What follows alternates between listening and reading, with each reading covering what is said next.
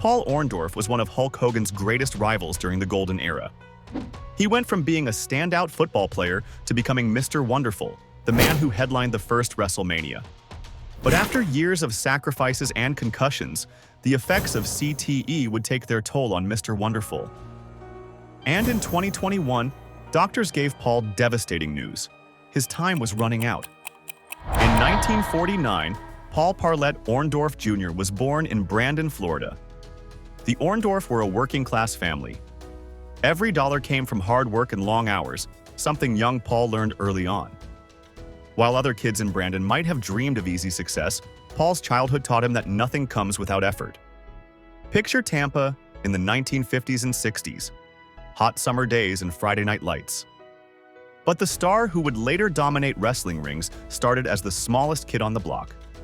Young Paul Orndorff wasn't born with natural size or strength, but he had something more powerful: pure grit that ran bone deep. When Paul first stepped onto a football field, it wasn't just about playing a game. He'd be the first to arrive at practice and the last to leave, turning the Florida sun into his personal training partner. While his classmates saw practice as something to get through, Orndorff saw it as something serious. He attacked the weight room like a man possessed, treating every rep like it was his last.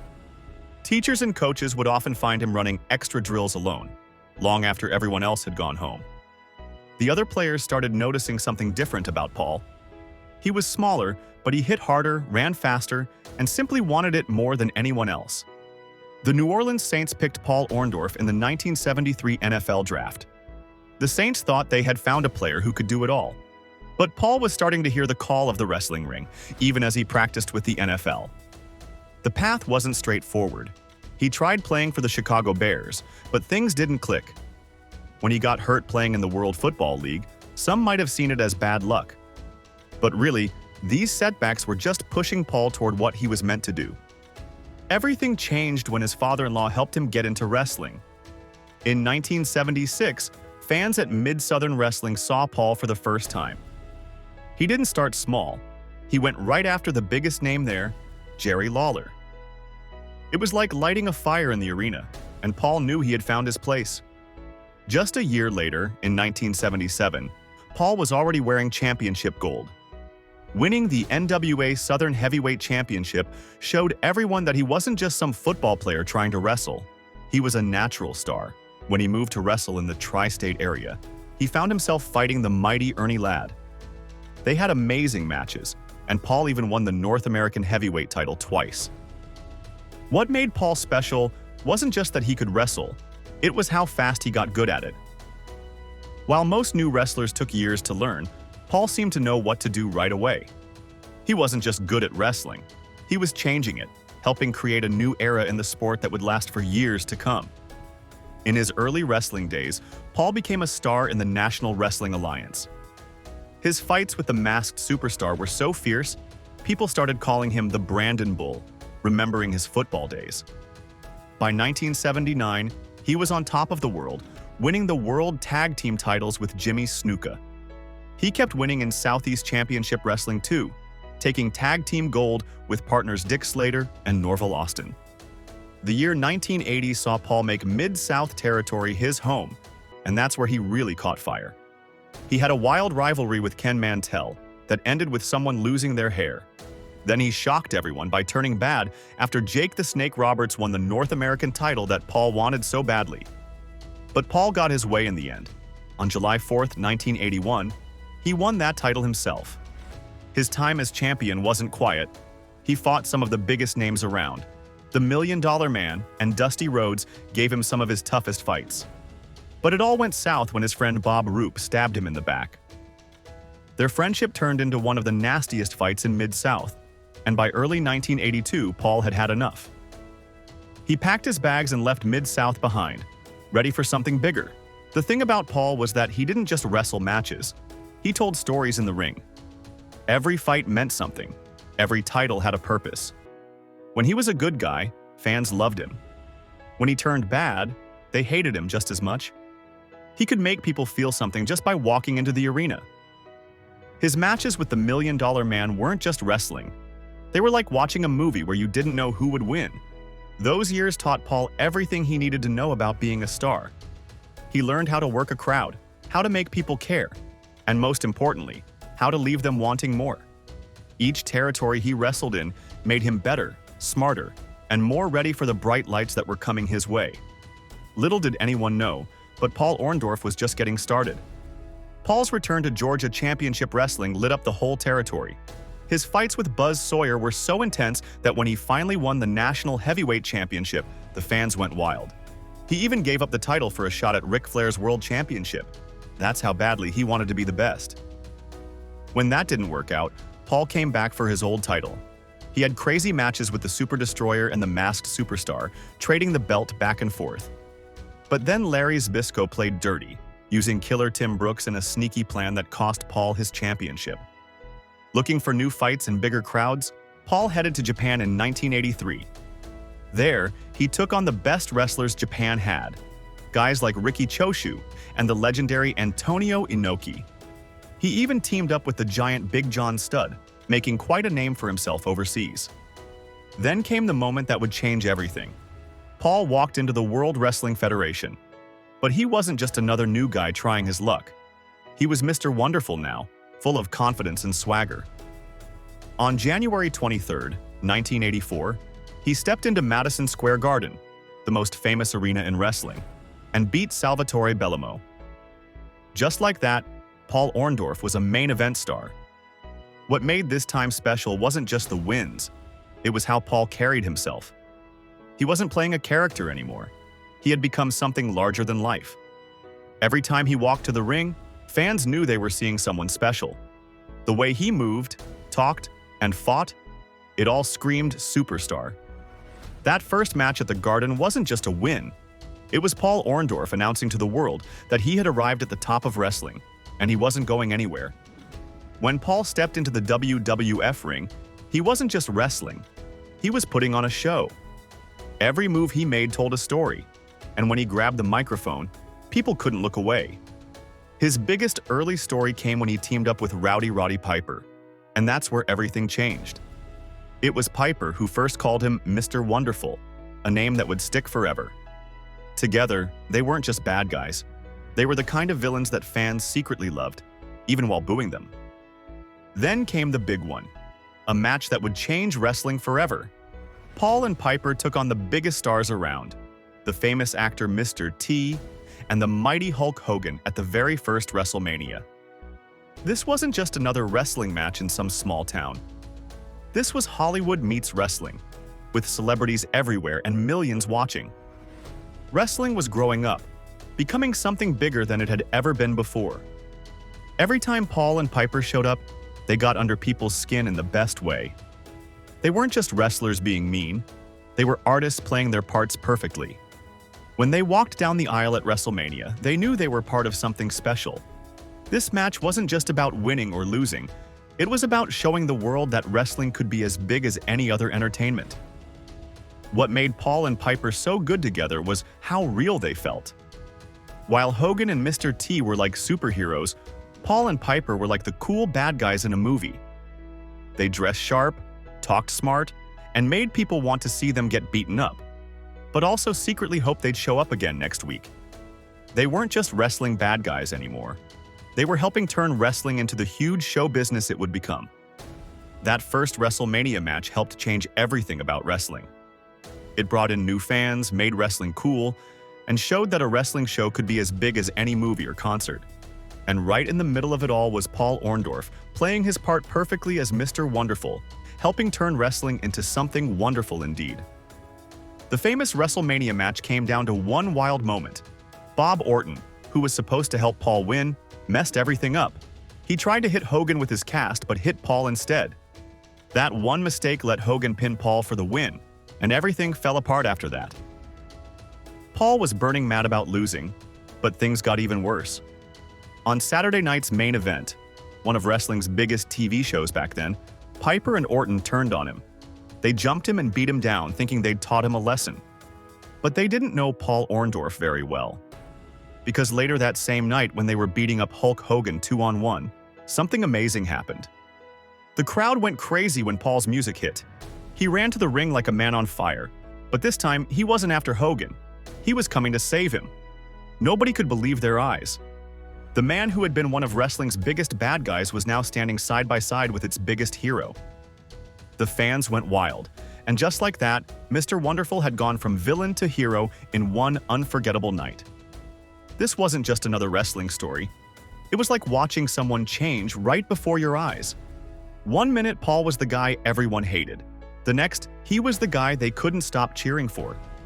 The way he ran down that aisle, the look in his eyes, the way he fought off his old friends. It all felt real. Because with Paul Orndorff, even when the story was bigger than life, he made you believe every second of it. That night showed what made Paul special. He could make you hate him one minute and cheer him the next, and both felt just as real. His switch from bad guy to good guy wasn't just another wrestling turn.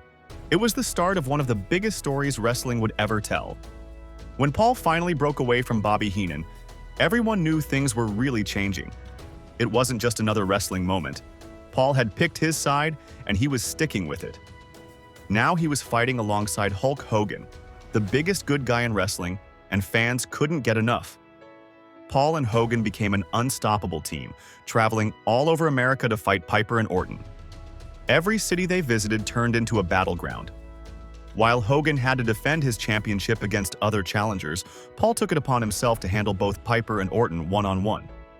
These weren't just normal matches. They were all-out wars that often ended with both guys still wanting to fight more. The fans who used to hate Paul now couldn't cheer loud enough for him. Every time he hit his finishing move, the piledriver, the buildings would shake with excitement. What made these fights special wasn't just who won or lost. It was how personal everything felt. When Paul fought Piper or Orton, you could feel the bad blood between them. These weren't just wrestlers doing moves. They were telling stories of betrayal and revenge. Night after night, city after city, Paul proved he belonged at the top of wrestling. He wasn't just Hogan's friend. He was a star in his own right. The way he carried himself had changed too. Instead of bragging about being Mr. Wonderful, he was showing it in the ring. He still had that swagger, but now he was using it to fire up the crowd instead of making them angry. This time in Paul's career showed just how good he really was. He could fight the biggest names in wrestling and look like he belonged. Whether he was teaming with Hogan or fighting on his own, Paul Orndorff had become one of wrestling's most popular stars, and he did it by being exactly who he was: wonderful. When Paul fired Bobby Heenan, he made a dangerous enemy. Heenan was so mad he offered $25,000 to anyone who could take Paul out. When nobody could do it, he doubled it to $50,000. That's when wrestling legend Bruno Sammartino stepped in as a referee to keep things fair. But when Piper and Orton started picking fights with Bruno too, he joined forces with Paul, making their battles even bigger. Paul wasn't just fighting Heenan's guys. He was also teaming up with the massive Andre the Giant and taking on tough guys like Don Morocco. But something else was eating at Paul. People started calling him Hulk Jr. Adrian Adonis kept making fun of him, saying he'd gone soft since becoming Hogan's friend. The breaking point came when Paul tried to call Hogan on TV, but Hogan was too busy training to talk. Paul started acting different after that. When he and Hogan were supposed to fight the Moondogs together, Paul wanted to prove he could do it alone. He didn't need Hogan's help. Then came the match that changed everything. Fighting Big John Studd and King Kong Bundy, Paul and Hogan bumped into each other. Paul got hurt and had to leave for a while. When he came back, nobody knew what to expect. Paul walked down to the ring like nothing had changed. Then, in a moment nobody will ever forget, he turned on Hogan. One big clothesline and then his famous piledriver. Just like that, Paul Orndorff had shocked the wrestling world. All those people calling him Hulk Jr. had finally pushed him too far. That moment wasn't just about Paul turning heel again. It was about him standing up and saying he was his own man. He didn't need to be Hogan's friend to be a star. He was Mr. Wonderful Paul Orndorff, and he was done living in anybody's shadow. The way he did it, the surprise, the violence, the perfect timing, showed why Paul was one of the best at telling stories in the ring. Paul's fights with Hulk Hogan weren't just wrestling matches. They were some of the best stories ever told in the ring. While Hogan was the all-American hero in his red and yellow, telling kids to say their prayers and eat their vitamins, Paul was showing a different side of success. He was the guy who thought he was better than everyone else and wasn't afraid to prove it. When these two fought, it felt personal. It wasn't just about who was stronger. It was about Paul being sick of living in Hogan's shadow. Every time they locked up, you could feel years of built-up anger coming out. Paul wanted to prove he didn't need Hogan's friendship to be a star. He wanted to show that Mr. Wonderful was every bit as good as the mighty Hulk Hogan. Their matches told a story that any fan could understand: jealousy, betrayal, and pride. When Paul hit Hogan with that clothesline and piledriver, it wasn't just another wrestling move. It was him saying, "I'm not your sidekick anymore." The fans who used to cheer both men now had to pick sides, and the buildings would shake with boos and cheers whenever they fought. What made these matches special was how real they felt. Every punch, every move, every time they stared each other down, you could feel the heat between them. Paul wasn't just another bad guy for Hogan to beat. He was someone who knew all Hogan's moves, who had fought beside him, and now wanted to prove he could beat him. This wasn't just good guy versus bad guy. It was about two of the biggest stars in wrestling going all out to prove who was better. Paul showed that being wonderful didn't mean being nice. It meant being the best, no matter who you had to beat to prove it. Their rivalry became one of wrestling's greatest stories because both men made you believe every second of it. The year 1986 marked a big change in how Paul showed up in the ring. He wasn't just a simple bad guy anymore. He became something more interesting. Some nights he'd be the villain everyone hated, other nights he'd be the tough guy fans couldn't help but cheer for. This was new for wrestling back then, when most wrestlers were either pure good guys or pure bad guys. Paul started doing things that made fans think twice about booing him. Even when he was being mean, he had his reasons that made sense. When he'd grab the microphone, he wouldn't just yell about how great he was. He'd tell the crowd why he did what he did. He made people understand him, even if they didn't agree with him. In the ring, every match was like watching a different chapter of Paul's story. Sometimes he'd cheat to win and act proud of it. Other times he'd fight fair and tough, showing he could beat anyone straight up if he wanted to. The way he carried himself, that Mr. Wonderful swagger, stayed the same, but now it meant different things at different times. This made his matches more exciting because you never knew which Paul would show up. He might be the sneaky villain one week, then the misunderstood tough guy the next. Each fight felt different from the last, but they all fit together in the bigger story of who Paul Orndorff was becoming. What made this so special was how ahead of its time it was. While other wrestlers were stuck playing the same character every night, Paul was showing that wrestling could be more like a TV show, with characters that changed and grew. He wasn't just wrestling matches anymore. He was helping change how wrestling told its stories. The late 1980s brought Paul his toughest fight yet, but this time it wasn't in the ring. A bad neck injury had him facing something every wrestler fears: the end of their career. For a guy who built his life around being physically perfect, this hit especially hard. Some thought Mr. Wonderful might be done for good. But Paul tackled rehab the same way he tackled everything else, with pure determination. The same drive that got him through football practice in Tampa, that pushed him to become a wrestling champion, now went into healing his body. Every day was like training for the biggest match of his life, except his opponent was his own injury. When he came back to wrestling, fans saw something different in him. Sure, he was still Mr. Wonderful, still had that confident strut to the ring, but now there was something more. He was proving that nothing could keep him down. Every move he made told the crowd, "I'm still here. I'm still strong." His matches became more than just fights. They were proof that you could bounce back from anything. The way Paul fought through his injury inspired other wrestlers too. Here was one of the toughest guys in the business, showing that even the biggest stars could get hurt, but also showing how to fight back. Even with a bad neck, Paul kept pushing forward. He changed how he wrestled to protect himself, but never lost that fire that made him special. As the 1990s rolled in, wrestling wasn't the same business Paul had started in. The WWF was becoming huge, like a TV show that played all over the world. So Paul headed back to WCW, where he could still be Mr. Wonderful his way. He got into some hard-hitting fights with wild men like Cactus Jack and battled young stars like Dustin Rhodes, showing he could still go with anybody. But Paul was more than just another wrestler now. He was living history. He was one of the last guys around who knew what it was like when wrestling was split into territories, when you had to drive town to town making your name. He'd been there when wrestling was changing from a local attraction into something that played on TV screens worldwide. When fans watched Paul wrestle in the 90s, they weren't just seeing another match. They were watching someone who helped build the wrestling business they now loved. In his matches with younger stars, Paul wasn't just trying to win. He was teaching them what he'd learned over the years. Every hold, every move, every way he worked the crowd came from years of experience. The new guys might have been faster or flashier, but Paul knew things about wrestling that you can only learn the hard way, night after night in rings across the country. Paul Orndorff was like a walking wrestling history book, someone who'd seen it all, done it all, and could still show the young guys how it was done. In 2011, Paul faced his toughest fight yet when doctors told him he had throat cancer. They didn't give him much time, just days to live. Even with a feeding tube keeping him alive, Paul wasn't ready to give up. Just like all those times in the ring, he refused to stay down. When he announced in August that his cancer was gone, it seemed like Mr. Wonderful had pulled off one last amazing comeback.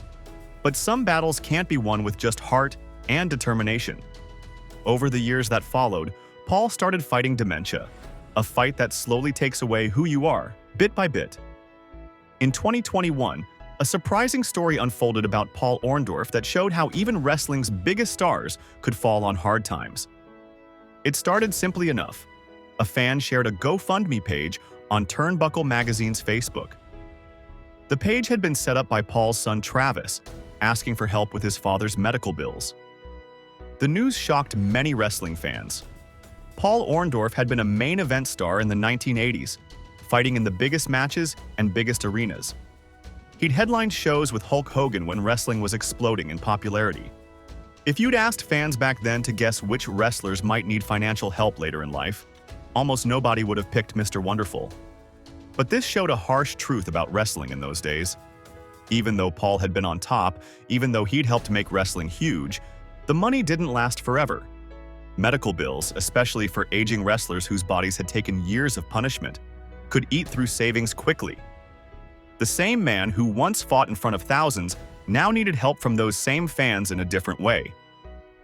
Fans started sharing Travis's GoFundMe everywhere. The wrestling community, known for taking care of its own, began spreading the word. This wasn't just about helping an old wrestler. This was about helping Mr. Wonderful, someone who'd given his body and his health to entertain fans for years. The campaign showed how wrestling had changed too. In the old days, when a wrestler needed help, it would happen quietly, maybe through other wrestlers or small fan clubs. But social media let Travis reach out to wrestling fans everywhere, showing them that even someone as wonderful as his dad could need their help sometimes. When the GoFundMe campaign details came out, they painted a heartbreaking picture. Paul Orndorff, Mr. Wonderful himself, was 3 years behind on his property taxes and needed help buying medicine. Even worse, if he couldn't pay those taxes by September, he'd lose his home to the bank. Many fans couldn't believe it at first. Paul was known for being smart with his money, not someone who'd waste the millions he made wrestling. But then the real story came out through Brian, who explained what had drained Paul's savings. It wasn't bad spending or poor choices. It was the brutal cost of fighting stage 4 lymph node cancer. The same toughness that made Paul a wrestling star had helped him beat cancer against the odds. But the medical bills had taken everything he had. This was more than just another sad wrestling story. Here was a man who'd done everything right, saved his money, invested wisely, planned for the future. But cancer didn't care about any of that. The cost of staying alive had eaten through savings that should have lasted a lifetime. The same Paul Orndorff, who once main evented WrestleMania, was now at risk of losing his home. The situation showed a harsh truth about life in America. Even being a smart, successful star didn't protect you from medical bills that could take everything.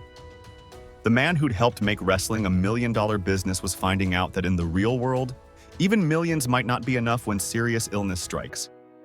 For fans, this wasn't just about helping an old wrestler anymore.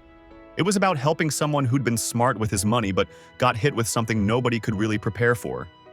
Mr. Wonderful needed help. Not because he'd failed, but because sometimes life throws something at you that's tougher than any opponent in the ring.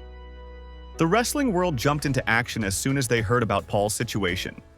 Social media lit up with shares and retweets. Big names in wrestling like Hurricane Helms, Gerald Briscoe, and Rip Rogers helped spread the word. It wasn't just talk. People were opening their wallets to help Mr. Wonderful. The campaign that had only raised $640 suddenly took off like a rocket. Over 200 people stepped up to donate, most of them being regular fans who remembered Paul's matches. But some of wrestling's biggest stars pitched in too. Dallas Page, known for helping other wrestlers in need, contributed. Chris Jericho, one of modern wrestling's biggest stars, showed up to help. Even Afa Anoa'i from the legendary Samoan wrestling family joined in. What happened next was like something out of a feel-good movie. In just over 24 hours, fans and wrestlers together blew past the $10,000 goal. It showed something special about wrestling fans. They don't forget the stars who entertained them. Sure, they might boo the bad guys and cheer the good guys during shows, but when one of their heroes needed real help, they came together like family. The speed of it all was amazing. In about a day, they went from Paul possibly losing his home to having enough money to save it. Social media, which can often be a tough place, turned into a rally point for helping someone who'd given so much to wrestling. The same fans who once watched Paul battle Hulk Hogan were now fighting alongside him against a different kind of opponent. This wasn't just fans helping an old wrestler. It was the wrestling community showing what they're really made of. When one of their own needed help, whether they were wonderful or not, the wrestling family stepped up to the plate. When the money came in, the first thing it did was save Paul's home by paying off those back taxes. But the help meant more than just keeping a roof over his head. It also meant Paul could get the medicine he needed as he kept fighting health problems. The cancer he'd beaten had left him with memory issues, and things got even tougher when doctors found signs of CTE, brain damage that many old wrestlers deal with from years of taking hits to the head. Brian Blair, who knew Paul well, shared some bittersweet news about his friend. "He's healthy," Blair said, talking about how amazed everyone was that Paul beat stage 4 cancer when they thought they might lose him. But beating cancer came with a price. It put extra stress on his brain, which was already dealing with damage from all the concussions he'd taken in the ring. The doctors had found something called tau in Paul's brain, a sign that shows up in people with CTE. It explained a lot about his memory problems. But even with these challenges, they weren't giving up. They were working on getting his medicine right, hoping that upping the dose might help his memory, since his body was still strong, even if his mind was struggling. It was a tough situation. Here was Paul Orndorff, who'd beaten cancer against all odds, still fighting hard like he always did. His body was winning battles, but his mind was fighting a different kind of match, one caused by all those years of entertaining fans in the ring. The money fans raised wasn't just paying bills, it was giving Mr. Wonderful a chance to keep fighting, to stay in his home, and to get the help he needed for both his body and his mind. The whole thing showed something important. The same tough spirit that made Paul Mr. Wonderful in the ring was still there, still fighting, still refusing to give up, even when the fights got harder and the opponents weren't something you could see in the ring. What started as an emergency effort to save Paul's home turned into something even better. While the GoFundMe money helped pay off what he owed, his family did something really smart. They fought for and won a tax exemption. This wasn't just a quick fix. It was a long-term solution that cut his future property taxes by 75%. This big drop in his tax rate meant the money fans donated would stretch much further than anyone first thought. The funds raised wouldn't just save his home for now. They'd keep Paul's home safe for the next 4 years under this new, lower tax rate. What started as a crisis turned into stable ground for Mr. Wonderful to stand on. The family's work in getting this tax exemption showed the same kind of fighting spirit Paul was famous for. They didn't just solve today's problem. They looked ahead and found a way to make tomorrow better too. Instead of needing another fundraiser next year, Paul could rest easier knowing his home was secure for years to come. This wasn't just about money anymore, it was about giving Paul peace of mind. After all his health battles, after beating cancer and dealing with CTE, at least he wouldn't have to worry about losing his home. The wrestling community hadn't just helped their hero once. Thanks to this tax break, their help would keep protecting Paul for years. The whole story, from the urgent call for help to the long-term solution, showed how the wrestling world takes care of its own. Fans and fellow wrestlers didn't just throw money at a problem. They helped give Mr. Wonderful something wonderful, the security of knowing his home was safe for years to come. But even with all the love and support from fans who rallied to help him keep his home and get his medicine, Paul Orndorff's final battle came to an end on July 12, 2021. He was 71 years old. His last years showed the same fighting spirit that made him a wrestling legend. When cancer tried to take him down, he kicked out at 2.5, just like he'd done so many times in the ring. But dementia was different. It was an opponent that played by its own rules, one that even Mr. Wonderful couldn't overcome. The way Paul fought his health battles touched many people. Other wrestlers talked about how tough he was, fighting cancer when doctors had counted him out. Even in his final years dealing with dementia, he kept that spark that made him special. He might not have been the same Mr. Wonderful who lit up wrestling rings, but his courage never changed. In 2005, wrestling's biggest company gave Paul its highest honor, a spot in the WWE Hall of Fame. This wasn't just another award. It was proof that Mr. Wonderful had helped change wrestling forever. The fans who cheered and booed him over the years now stood to celebrate everything he'd given to the sport. Paul showed everyone that wrestling wasn't just about who won or lost. It was about telling stories that made people feel something real. When he strutted to the ring, flexing and calling himself Mr. Wonderful, he wasn't just showing off. He was showing what someone could become if they believed in themselves enough. From that small kid in Tampa to one of wrestling's biggest stars, Paul lived out a story of changing yourself into something greater. Every time Paul stepped into the ring, he taught fans and other wrestlers something important. Wrestling works best when it feels real.